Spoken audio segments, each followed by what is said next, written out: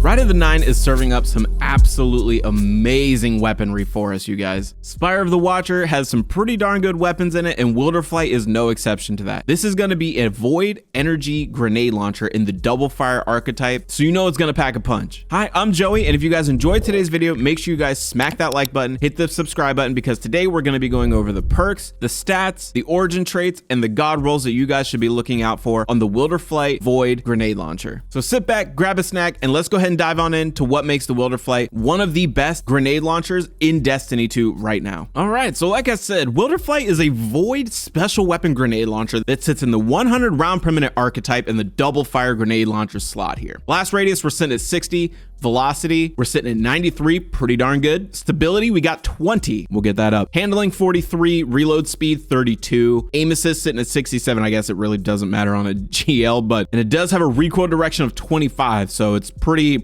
spread out. And it also has a base magazine of 1. So this weapon sits pretty on par with a lot of the other weapons that we have on offer in this archetype, like Liturgy and Wild Style. Wild Style being a solar weapon, I feel is gonna like kind of offset this one a little bit because it does have a slightly better perk pool, but we're gonna dive into the perks here in just a second. It doesn't really wow us in the stats department. I mean, it's about on par with Liturgy, but it is way better than Wild Style in the stats department. I think that this weapon is gonna fit right at home for you guys who are used to Witherhoard, because I do feel like this weapon feels a lot like Witherhoard. I mean, maybe it's just me. I do think that like the two weapons, the way that they handle, the way that they feel in the hand, I think they're pretty similar. Moving on into barrel and mag perks though, we are gonna want to slap on quick launch to bump up that velocity as far as we can get it. And then I do also recommend spike grenades because that'll give us some stability and some handling. But if you do want to get real freaky about it, disorienting grenades is also another great choice. You gain 15 handling out of that, but you do also get to disorient the enemies. It's great for nightfalls. It's great for any hard activities. I personally took a disorienting grenade Wilderflight into the ultimatum mode in Rite of the 9, and it worked wonders for that third encounter. It was absolutely amazing. Kind of blinded the enemies, so you didn't really have to worry about them shooting you, especially with the harpies that fly around in Spire of the Watcher. It's fantastic for that. And what would a weapon review be if we didn't go over the perk options here?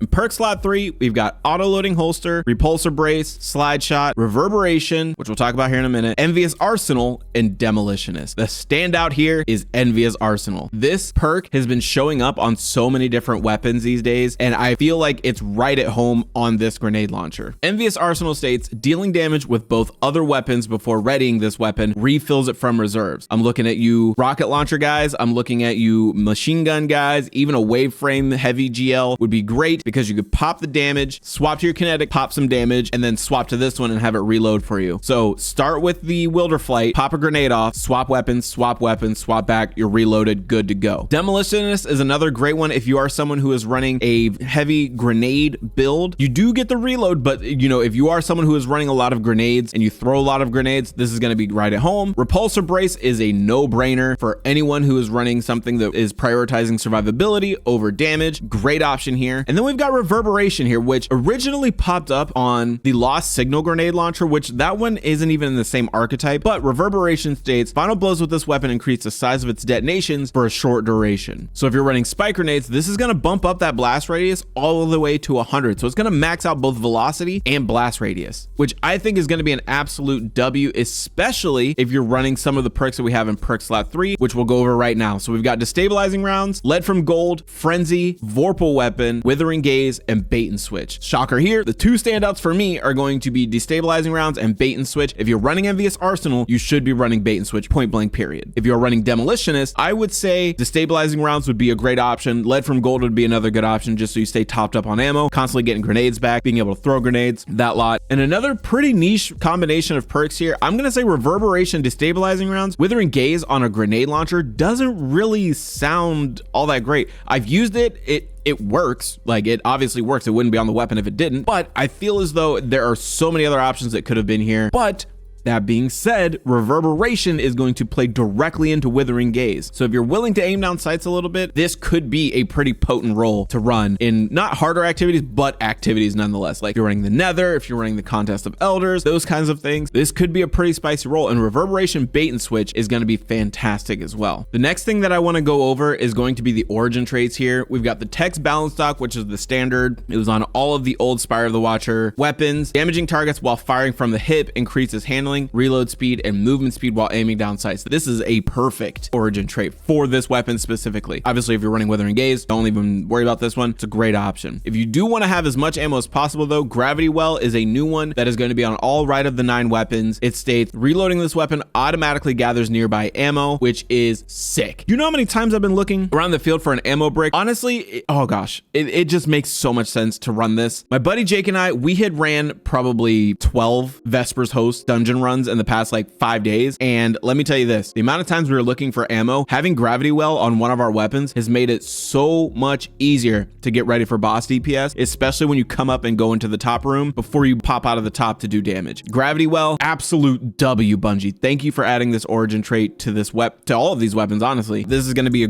fantastic one for you guys. And lastly, I want to go over some of the god rolls that you guys should absolutely be chasing down. I have quite a few of these rolls, and I have a few that are double perked that have a lot of these combinations together. So number one is going to be Repulsor Brace and Destabilizing Rounds. I know I'm probably beating a dead horse here, but Repulsor Brace and Destabilizing Rounds on whatever weapon it is never a bad idea. Envious Arsenal and Bait and Switch is going to be number two, literally feeding into each other, reloading your weapon for you, dealing extra damage. And I know that this is going to be a one and done kind of thing. You're not going to be able to take full advantage of Bait and Switch, but the extra damage for when you have it, never a bad idea. Demolitionist and Destabilizing Rounds is another one that I think a lot of people are going to sleep on. I like demo. I'm a demo guy. I use it all the time. If I have a weapon that has Demolitionist on it, I use it. I also do run a ton of builds that rely on grenades heavily. So being able to get that grenade energy back is fantastic. I'm never going to sleep on demo, and Destabilizing Rounds is going to be fantastic for those of you who just need a little bit of extra oomph when you do toss that grenade. Demolitionist will reload the gun for you, and Destabilizing Rounds will just make everything in the room volatile. So that's a no-brainer for me. And lastly, we've got Envious Arsenal and Vorpal Weapon. If you want to chunk down a boss, this is the way to do it. Wilderflight, when you think of grenade launchers, you don't really think of DPS, but when I tell you that this thing absolutely chunks, it chunks. Envious Arsenal getting you that reload off when you deal damage with the other two weapons, and Vorpal Weapon giving you an extra 15% damage bump on bosses, mini bosses, or vehicles as well. And some of these bosses are labeled as vehicles in the game. So you're getting huge damage bumps when Vorpal Weapon is active. So, I mean, don't sleep on it. Envious Arsenal, Vorpal Weapon,